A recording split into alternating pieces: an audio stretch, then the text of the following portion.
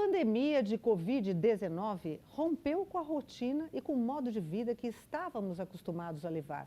A distância se tornou demonstração de afeto, o uso de máscaras necessário e o isolamento social uma forma de se proteger até que se descubra uma vacina e ela seja produzida em escala global. Esse será o nosso novo normal, mas até lá, como ficamos diante de um mundo que escapa das nossas mãos? Para refletirmos sobre esse mundo pós-pandemia, que está logo ali, participam do programa de hoje o professor e vereador Eliseu Gabriel, do PSB, e o filósofo, escritor e professor da FAAP, Luiz Felipe Pondé. Muitíssimo obrigado pela participação de vocês nesse nosso programa. Um prazer imenso tê-los aqui com a gente para debater um assunto de tamanha importância e de tamanha curiosidade de todos, né? Isso, muito obrigado. Eu agradeço a oportunidade de estar junto com o Pondé, é uma honra para mim. Queria mais ouvi-lo, né, do que falar, mas vamos trocar umas ideias aqui. Eu que agradeço o convite, é um prazer estar aqui com vocês e com o vereador Eliseu. Para a gente começar, hoje nós vivemos um momento de incertezas, de medo, né?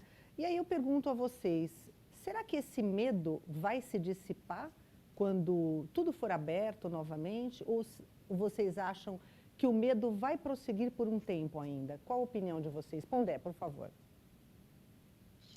Olha, eu costumo pensar que existem dois tipos de pós-pandemia, né? Existe um pós-pandemia que é daqui 2 anos, 3 anos, ou mesmo 1 ano e meio, para dependência da identificação da vacina e também de um processo lento e gradual de acomodação a uma certa diminuição de mortes, a uma normalização, o que a espécie humana sempre tende a mostrar, o que não significa sempre estar muito bem. Normalização, às vezes, pode significar, inclusive, se normalizar algo muito ruim, como é o caso da situação no Brasil, em que você tem metade do país, grosso modo, sem esgoto, e, no entanto, isso está normalizado do ponto de vista do cotidiano, né? Não tem nada de normal, digamos assim, mas acaba ficando normalizado. E existe um outro pós-pandemia, que é junho, julho, agosto, setembro, né? Mais próximo de nós. Esse eu acho que deverá ser mais longo do que a entrada na pandemia, que foi muito rápido, porque ela viajou de avião a jato e pelas mãos da elite mundial, que viaja muito e está inserida no capitalismo global. É menos regionalista, menos localista do que da classe média para baixo. Esse pós-pandemia mais próximo, me parece que vai ser um momento de grandes gastos em biossegurança, em grandes gastos em treinamento para lidar com o estresse, inclusive do ponto de vista do trabalho. Vai ser um momento de piora na desigualdade social, falando em termos de Brasil, mais gente pobre, mais gente em estado precário. Essa epidemia, a gente pode ter tempo de discutir isso mais a fundo depois, mas essa epidemia não parece ser um tipo de epidemia que vai causar grandes transtornos à transformação da desigualdade. Pelo contrário, mais imediatamente, provavelmente, ela vai piorar a desigualdade. Então, acho que o pós-pandemia mais imediato é o momento de risco de oportunismos de todos os tipos, maior ampliação da exploração, né? Eu não acredito que seja um momento de grandes demonstrações de solidariedade, afora o marketing, um caso ou outro, e a história parece estar mais ao lado do que eu estou descrevendo. Vereador, o filósofo Pondé pinta um quadro para a gente até um pouco temeroso, né? Quando todo mundo, pelo menos, tem uma fé de que as pessoas vão enxergar diferente, me parece que não é bem assim, o senhor concorda? Não, olha, eu acho que tem uma situação nova que a gente vê quanto a gente é impotente diante de uma situação dessa, né? Quer dizer, a nossa onipotência, ela passa a ser meio que colocada em xeque, né? A nossa arrogância, de certo modo, né? Que a gente vê como a gente depende de profissionais de todos os tipos, né? Até a pessoa que traz a comida para sua casa, a pessoa que, né, nessa crise que nós estamos vivendo, a gente vê a quantidade de pessoas que são importantes para a gente, que a gente até tinha esquecido, não é mesmo? Agora, eu acredito que o pós-pandemia é uma grande incógnita, né? Vai depender de uma questão que é que fará o governo, os governos, né? Tem governos que desde já estão sendo, estão, vamos dizer assim, acolhendo as pessoas, estão buscando saídas, estão colocando o poder público a serviço da normalização da situação. Existem governos que não, né? No nosso caso do Brasil, existe uma confusão estabelecida, vai depender muito depois, né? O que vai acontecer, que postura o poder público vai ter numa situação dessa, né? Eu acho que essa é uma questão central. E acredito mesmo, quando disse o Pondé, que a desigualdade vai crescer, né? Ah, aí existem questões muito sérias, se nós teremos paz logo depois, eu acho que vai ser um pega para capar, né? Na minha visão. Porque a quantidade de pessoas que eu conheço próximas, né, que estão sem rendimentos, né, sem recursos, é uma coisa impressionante. Que se não houver aqui uma ação muito forte do Estado Nacional, eu acho que nós vamos ter uma situação de caos total no país. Pondé, nós temos uma questão bastante interessante quando a gente fala do ser humano, né? Que o ser humano se adapta a tudo, né? Reclama um pouco no começo, usar máscara, por exemplo, todo mundo reclama, até hoje todo mundo reclama de usar máscara, porque esquenta, porque cai, porque não dá para colocar a mão no nariz, enfim. Mas o ser humano acaba se adaptando a tudo, né? Mas será que o ser humano se adapta também a não conseguir enxergar a realidade dos fatos? Porque com a pandemia, todo mundo começou a ver uma desigualdade muito mais latente, né? Saltou aos olhos. Será que quando a gente entrar no novo normal, essa desigualdade vai desaparecer? Quer dizer, a gente vai fingir que não viu? Qual a sua consideração? Primeiro, eu acho que não vai haver nenhum novo normal, certo? Assim, minimamente mais uso de tecnologia remota, na educação para quem vier de classe média alta para cima, no mundo corporativo também alguns setores podem seguir em direção à tecnologia remota, o que já vai implicar em mais exclusão de quem tem 50 anos para cima, e isso recentemente no Jornal da Cultura, em que eu estava na bancada, uma matéria já apontava isso agora.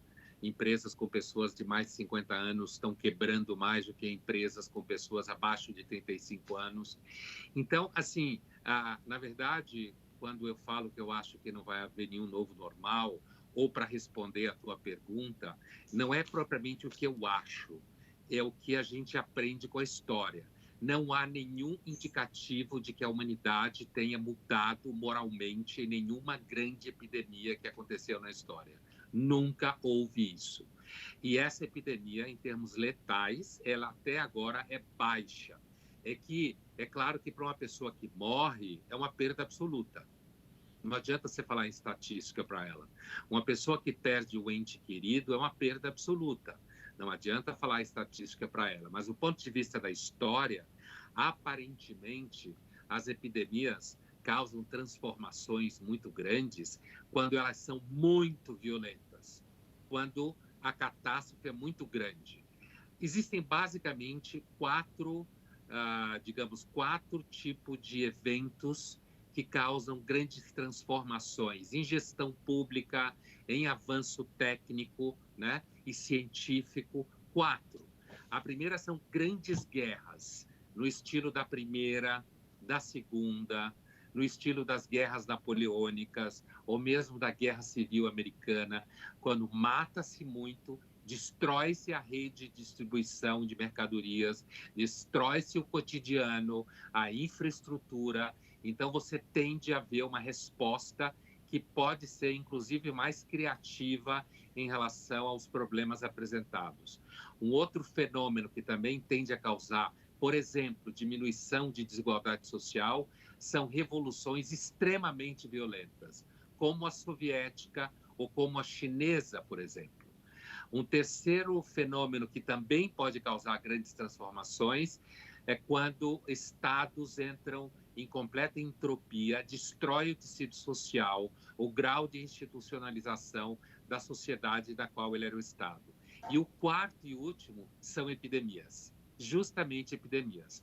Mas essas epidemias têm que ter um grau de destruição e um grau de violência e letalidade no mínimo igual à espanhola, e olhe lá, para não se falar em peste negra, que no século XIV chegou a matar 1/3 da população europeia.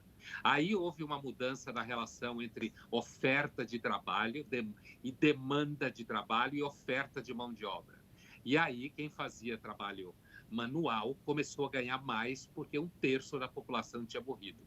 Então, eu estou dando esse exemplo para mostrar o seguinte, distante do que a gente pode considerar como expectativa, como discurso florido, como aquilo que a gente pode falar ao ouvido de uma pessoa angustiada, quando se olha para a história, as mudanças são diretamente proporcionais ao nível de devastação que o processo causa.